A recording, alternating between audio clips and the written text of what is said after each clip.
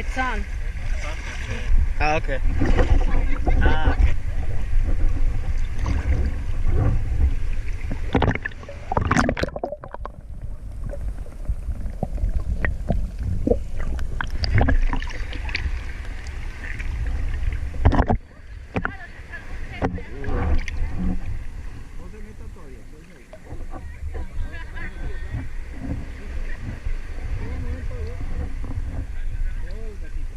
Vamos a ir desde aquí hacia allá, desde abajo. Entonces todo el camino vayan así empieza a bajar muy rápido. Entonces empieza a bajar, empezamos aquí a 2 metros. En un momentito estamos a 4. Todo el camino hay que ir haciendo. Y hay que ir respirando constantemente. Respirando normal. Sí, respira. Normal, nunca deje de respirar. Respire normal.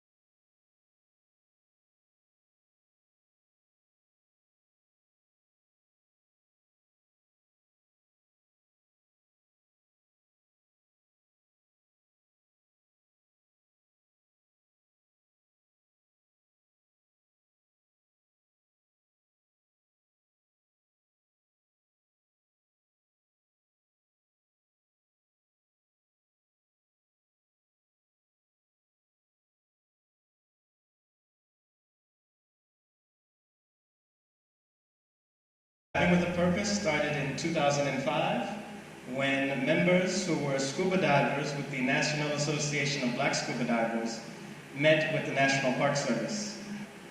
The intention was to look for a slave ship off the coast of Florida, so they connected with National Park Service who needed divers, and they had a strong interest in slavery and the slave trade. Since that year, they've continued to train other divers to become what we call archaeology advocates as they do the work underwater. So they formed this organization called Diving with a Purpose with the special mission to conserve and protect the cultural and natural heritage. So far, to date, they've trained 65 underwater archaeologists or underwater advocates, and we have cataloged over 6,000 volunteer hours, most of it in Florida. We've documented over 7 wrecks. They're working on the 8th one now. And it's a full site map, which is available to the public and the park uses for their own training and for their own research. In 2013, Diving with a Purpose initiated the Youth Diving with a Purpose, specifically targeting youth under the age of 18. And the Youth Diving with a Purpose is the same program that the adults go through. They do the same training, they have the same certifications, and it's the same intensity. The project site varies slightly, but the process is the same. Similar to the program here, the youth spend 1 day in the classroom learning about shipwrecks, 3 days of diving, and 1 day for mapping. In addition to the underwater archaeology, Youth Diving with a Purpose also has a coral reef restoration program as well. We understand that the cultural and the natural are very much connected, and a lot of the training that they do in the coral program is transferable to the underwater archaeology program. In 2011, myself and my colleague founded the Society of Black Archaeologists. specifically trying to increase the number of archaeologists of color. To date, we will become a formal nonprofit organization this year, actually next month, and we have over 200 members, mostly based in the United States, but also in parts of Africa and the Caribbean. Most of our members are university students and professors, but we also have museum professionals and people that work in cultural heritage. The main difference with this program is we wanted an archaeology project that was both land and underwater, so students could do land archaeology and underwater archaeology together. So in 2016, we started at the Estate Little Princess, which is a Danish plantation site.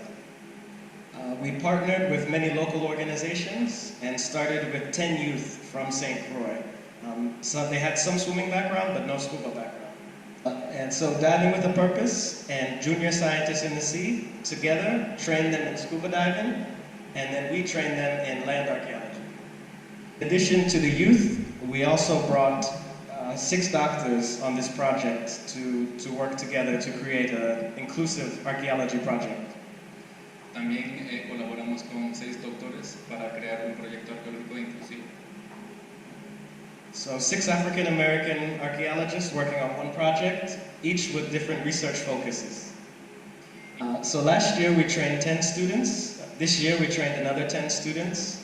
3 of them are now working in scuba diving shops in St. Croix, and one of them is currently taking it to the next level with the intention of going to university.